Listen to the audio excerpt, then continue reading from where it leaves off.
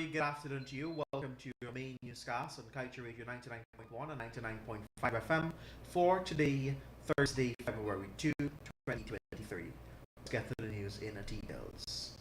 Residents of Buxton on Wednesday blocked the public road and the railway embankment on the east coast of Demerara and searched a truck following a customs anti-narcotics unit operations in the area.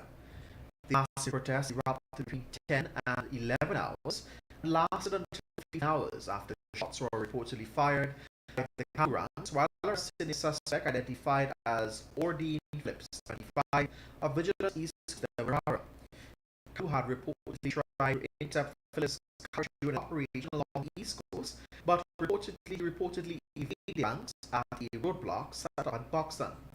The ranks suspected that they might have been carrying drugs and chased him into Buxton, where he eventually was able to be arrested with 23.2 kilograms of marijuana, valued at $7 million, after his car came to a halt in a trench. Kanu claimed while arresting Phillips, its officers were forced to fire warning shots after Buxtonians became hostile and assaulted some of them trying to apprehend the man. The Buxtonians, on the other hand, claimed that they became angry because Kanu ranks had endangered their lives by recklessly shooting up. A Leland truck belonging to Hack's Rice Milling Complex was set ablaze, and the driver, Feroz Shaw, had to run for his life. It took a few hours for the lawmen to entirely clear the road before the traffic was eventually restored around 17 hours on a Wednesday. Pope Francis has demanded that foreign powers stop plundering Africa's natural resources for poison of their own greed, after he landed in the Democratic Republic of Congo as part of a trip of two African nations. He called on them to stop choking Africa, as it was not a mine to be stripped of or be plundered. Calling Congo's vast mineral and natural wealth a diamond of creation, Pope Francis demanded that foreign interests stop carving up the country for their own interests and acknowledge their role in the economic enslavement of the people. Pope Francis pointed the finger at the role of colonial powers played by the exploitation of Congo, until the country gained its independence in 1960. He added that neighboring countries are playing a similar role today. Pope Francis called on the world to acknowledge the catastrophic things that were done over the centuries to be detriment of the local peoples, and for us not to forget Congo and the African continent. In other news, as works on the new Demerara River Bridge is yet to start, it was revealed on Tuesday that an Italian consultancy firm will be supervising the project. This is according to Minister of Public Works Juan Egil, who on Tuesday was asked on the status of the project on day 2 of the consideration of estimates of budget 2023. Posing the question to the minister was Opposition Member of Parliament David Patterson, who asked that the minister state the percentage of works completed after having paid some $22 billion on the project last year. The minister explained that the supervisory firm took effect from January 15, 2023, and that they are in their mobilization stage. The contractor is required to submit all the information to the supervisory firm so that they can review them and approve them, following which approvals for the construction will be granted. The $260 million project was awarded to China Railway Construction Corporation and its partners, China Railway Caribbean Company Limited and China Railway Engineering Bureau Group Company Limited. And just before we head to a short break, the Ministry of Natural Resources will this year commence the process of housing Guyana's technical petroleum data in country. Subject Minister Vikram Bharat made this disclosure during day 2 of the consideration estimates in Parliament, as the project is catered for this year's budget. He told the National Assembly that part of the allocation is to ensure that they start the process by having their very own data storehouse right here in Guyana. The minister explained that Guyana presently faces a disadvantage since the stats are not held locally. He said they are being held in Houston, USA by 1 or 2 different companies that have the kind of capacity to hold such data. He continued that these arrangements have been in place since the previous administration was in government. Listen to us right here on the Radio Indifference. We will return with more news after the break. Stay with us.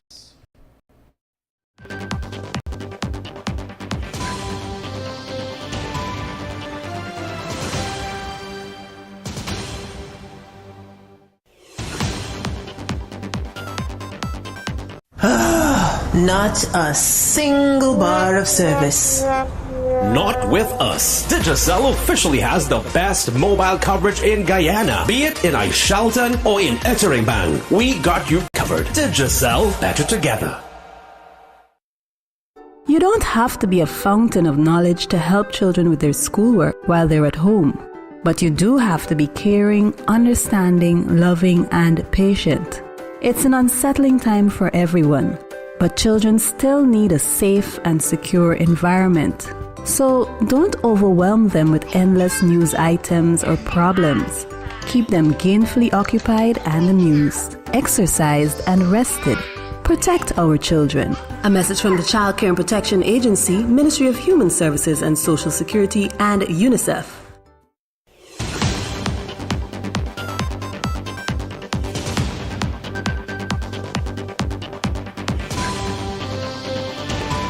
Welcome back. Thank you for joining us. The audit or review of the bills handed to Guyana by oil giant ExxonMobil to develop the resource is being funded by the developer. This was revealed by Minister of Natural Resources Vikram Bharat during Tuesday's sitting of the National Assembly. The minister was at the time responding to a line of questions from Opposition Member of Parliament David Patterson when he outlined that these costs are not coming out from the nation's purse. Bharat explained that there is a petroleum account at the Geology and Mines Commission, of which license fees and other dues are paid into the account. An audited fee is included into the new production license that is presently being issued. So the operator will be paying an audited fee to Guyana in those new licenses, and those monies are being paid in the petroleum account at GGMC. The minister pointed out that the present audit being conducted by a local consortium in collaboration with an international firm is being paid through that mechanism. And you're listening to us here on Kaieteur Radio 99.1 and 99.5 FM. Stay with us, we'll return after this.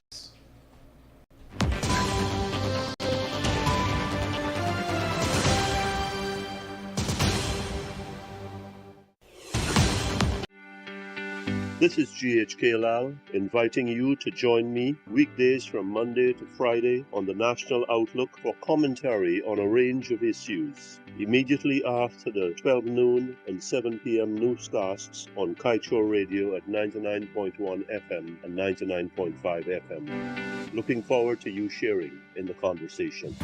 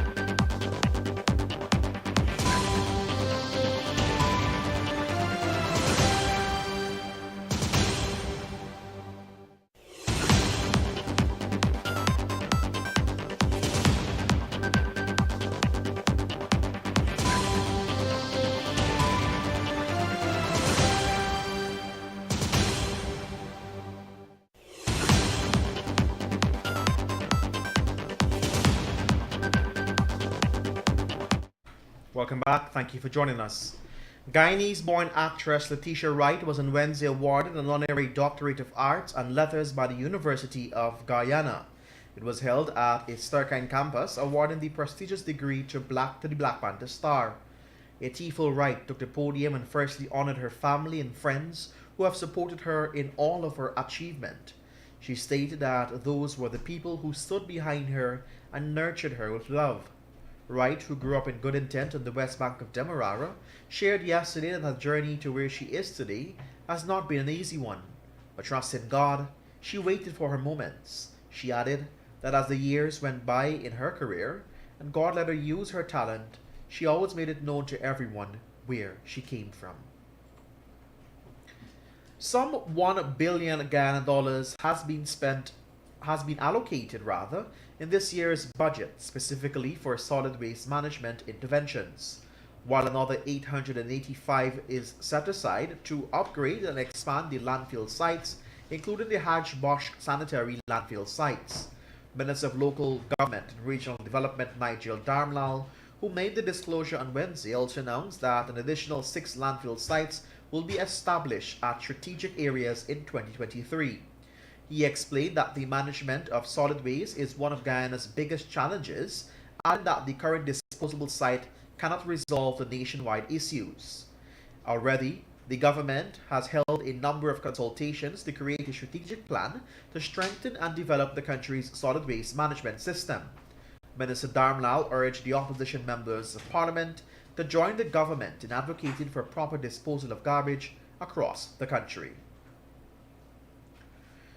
And finally, at this time, we tell you now that the businessman who brutally chopped his wife at a wash bay on Sunday was on Wednesday remanded to prison when he made his first court appearance at the number 51 Magistrates Court. Charged with attempt murder is Kemondat Prasad called Kishan, 55, of Lot 40 Vrihil, West Bank, Berbice.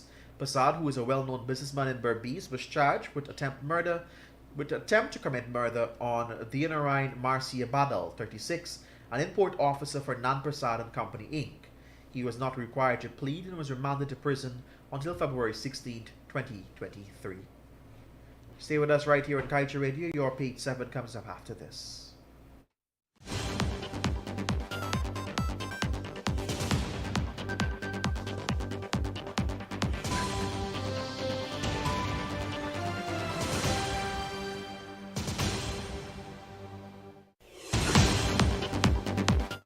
It is titled Exxon 55 Guyana 1. Exxon reaps over $55 billion in 2022. Guyana collects over $1 billion. Those are nice odds, a sweet ratio. Just ask Ali and VP Jagdeo sitting on their hands. Look at them cheering on Exxon while Guyanese punishing.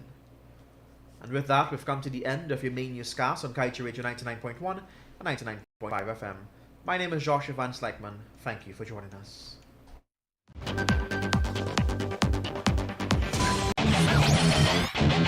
Want value for your advertising dollar? Then place your ads on Kaieteur Radio's newscasts. Streamed live on 6 different mediums, reaching hundreds of thousands.